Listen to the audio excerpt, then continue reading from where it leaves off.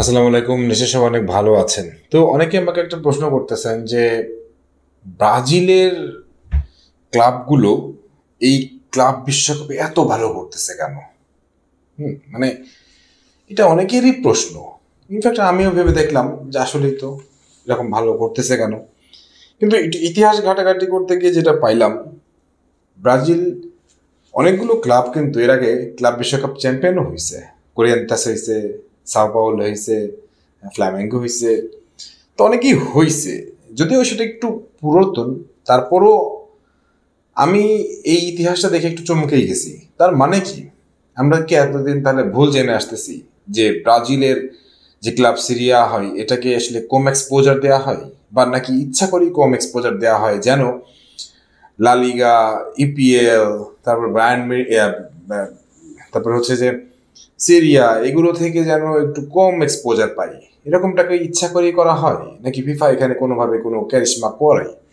আমরা তো হরমেশাই শুনি যে ফিফা অমুক দলকে টানে, অমুক প্লেয়ারকে টানে, অমুক ক্লাবকে টানে, এগুলো তো শুনেই থাকি। তো সেই জায়গাটায় এই সন্দেহটা একেবারেই অমূলক নয়। তো এইবারের ব্রাজিলের খেলোয়াড়দের বা ব্রাজিলের ক্লাবগুলোর অবস্থা দেখে আমি একটু অবাকি হয়েছি। কিন্তু একটা মজার জিনিস দেখলাম যে ফ্লুমিনেস ভার্সেস বোটাফেগোর একটা হচ্ছে রাউন্ড অফ 16 ম্যাচ পড়ে গেছে। এটা নিয়ে মানুষ খুব কষ্ট পাইতেছে, কেন ব্রাজিলের দুইটা দল পড়ে গেল, কেন একটা বাদ পড়ে যাবে। ভাই, দিস ইজ ফুটবল, এগুলো এরকম হয়, এটা নিয়ে মন খারাপ করার কিছু নাই। এখন বিষয়টা হচ্ছে যে ফ্ল্যামেঙ্গো অলরেডি রাউন্ড অফ 16 চলে গেছে, এখন ফ্লুমিনেজের সম্ভাবনা একটা হয়তো আছে। তো এখন প্রশ্নটা হইলো যে ব্রাজিলের এই ক্লাবগুলো ক্লাব বিশ্বকাপে এত ভালো করতেছে কেন, এর পেছনে কারণটা কি? চলুন আমরা আজকে কারণগুলো একটু খুঁজে বের করার চেষ্টা করি। আমার কাছে যেটা প্রথম কারণ মনে হয় সেটা হচ্ছে যে ব্রাজিলের যে ক্লাব সিরিয়া আছে এটা অনেক উন্নত মানের, যদিও সেটা এক্সপোজার পায় না, কিন্তু এখানে তীব্র প্রতিদ্বন্দ্বিতা করতে হয়। যেমন সাও পাওলো, ফ্লুমিনেজ, ফ্ল্যামেঙ্গো, বোটাফেগো, হুম তারপরে হচ্ছে কোরিয়ান্তাস, অনেকগুলো দলকে খুবই দুর্দান্ত করতে হয়। এবং তাদের ওখানে কিন্তু ভালো ভালো কিছু খেলোয়াড়ও আছে। ভালো ভালো যদি কিছু খেলোয়াড় না থাকবে তাহলে ডেফিনেটলি কার্লো আনচেলত্তি সেখান থেকে এতগুলো খেলোয়াড়কে তার ন্যাশনাল গোলাপে ডাকবেন না। নিশ্চয়ই ভালো খেলোয়াড় আছে, কিন্তু তারা হয়তো ইউরোপে ওইভাবে যায় না বা ইউরোপ থেকে ঘুরে আসছে। সো ওই জায়গাটা থেকে ক্লাব সিরিয়া কিন্তু অনেক প্রতিদ্বন্দ্বিতাপূর্ণ এবং দুর্দান্ত কিছু ম্যাচ খেলে এবং মানে সেই এটা বজায় রাখে, যার জন্য তাদের এই অবস্থান। দ্বিতীয়ত আমার যে কাছে কারণটা মনে হয়েছে সেটা হচ্ছে যে দক্ষিণ আমেরিকার একটা কাপ হয় কোপা লিবার্তাদোরেস। এই কোপা লিবার্তাদোরেস খেলেই কিন্তু বিশ্বকাপের টিকিটটা নিতে হয়। সো ওই জায়গাটাই হয় খুবই প্রতিদ্বন্দ্বিতাপূর্ণ। উরুগুয়ে, আর্জেন্টিনা, তারপরে চিলি, তারপরে হচ্ছে আপনার ব্রাজিল, সবগুলো বড় বড় দেশের বড় বড় ক্লাবগুলো সেখানে অংশগ্রহণ করে। তারা ওখান থেকে খেলেই তারপরে হচ্ছে ক্লাব বিশ্বকাপের জন্য আসে।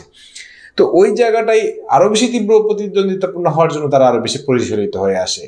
এটা একটা আমার কাছে দুর্দান্ত কারণ মনে হয়েছে। 3 নম্বর যেটা কারণ সেটা হচ্ছে যে প্রচুর উদীয়মান প্রতিভা।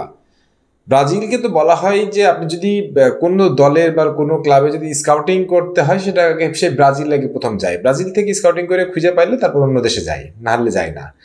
সো ব্রাজিলে তো উদীয়মান প্রতিভার অভাব নাই। তো ওই উদীয়মান প্রতিভাগুলো দুর্দান্ত পারফর্ম করতে থাকে, কারণ তাদের ব্রাজিল ক্লাবে আসতে হবে, কারণ এটা তাদের স্বপ্ন।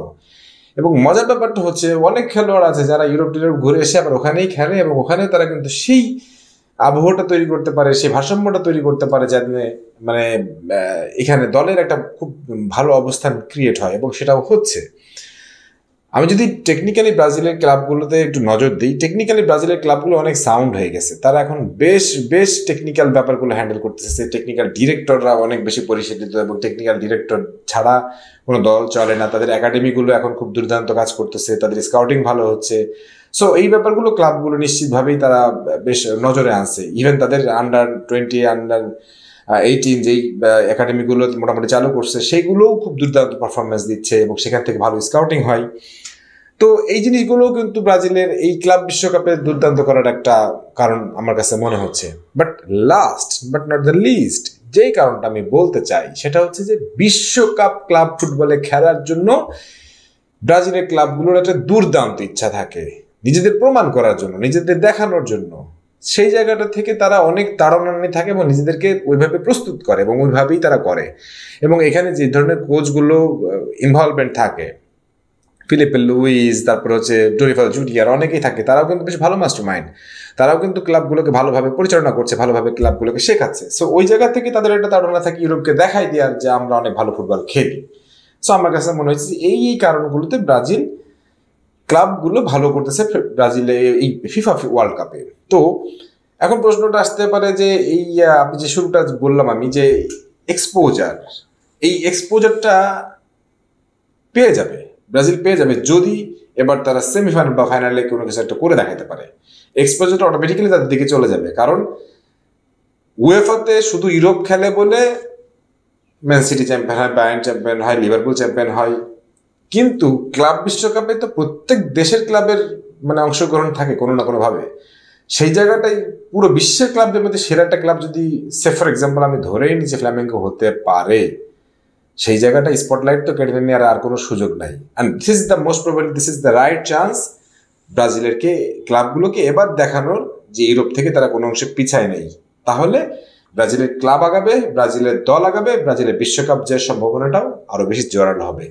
এই ব্যাপারে আপনাদের কি মতামত সেটা অবশ্যই আমাকে জানান, সবাই কমেন্ট সেকশনে একটু কমেন্ট করে দেন। আর যারা নতুন আসছেন দয়া করে একটু চ্যানেলটা সাবস্ক্রাইব করে দিন। সবাই ভালো থাকেন, সুস্থ থাকেন, আল্লাহ হাফেজ।